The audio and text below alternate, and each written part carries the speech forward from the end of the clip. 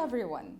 Welcome to our series of international examinations. Today I'll be talking to you about the IELTS test and we'll be exploring some of the things you may need to know about the test, its time, some of the questions and the skills required for the test. And of course, we'll be talking about some tips and tricks when it comes to answering these questions. So without further ado, let's dive into the video. Hello everyone, I'm Pesant. I'm going to talk to you about the IELTS test. So let's begin with the name of the test itself. What do you think IELTS means? Well, as you see, there are some letters to the IELTS. So the I stands for international, E is English, L is language, T is testing, and S is system. So this makes International English Language Testing System. So let's see the exam and its components. So the exam tests the 4 skills, and these are the listening, reading, writing, and speaking. And today specifically we'll be focusing in this video on the listening section. So let's explore what the listening section contains. So, the listening section is made up of 4 sections, and you have 30 minutes to answer the 40 questions of this section.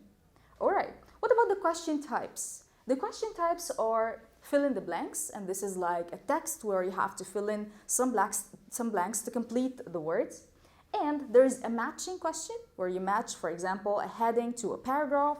And there are the MCQs, which you know, the multiple choice questions. And the last type is figure, which is a map or a diagram that you have to label. So these are the question types. Let's talk about some of the skills needed, and this is like the most important part we have to talk about. The first thing is read the question rubric carefully, because sometimes IELTS play the trick that you have to provide just one word for the answer or 2 words. So the rubric says, for instance, fill in the blanks with 1 word only, or 2 words only, or 3 words only.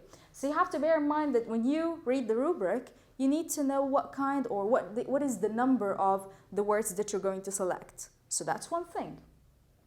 The next thing is the spelling. When it comes to filling the blanks, for example, you have to provide correct spelling for the words. So if the word has an E in the end, you have to write the E, for instance. And some people ask me, if I misspell a word, is this correct or incorrect?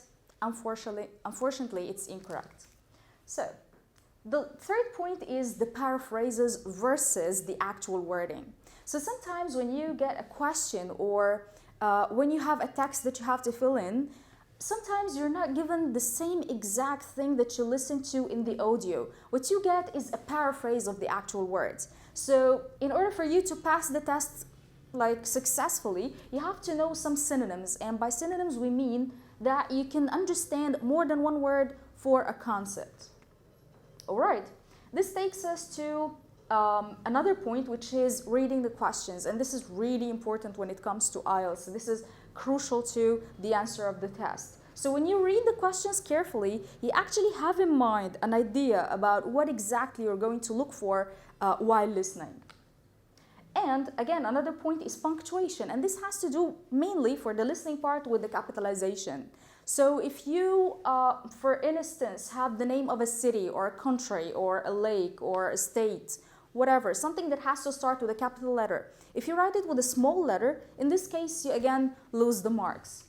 Alright, the final point I'm going to mention here is highlighting keywords. While you read the questions, you have to just jot down what are the keywords you're going to look for, and at the same time, you can just circle the words in order for you to know the content or the core words that are essential to answering the question.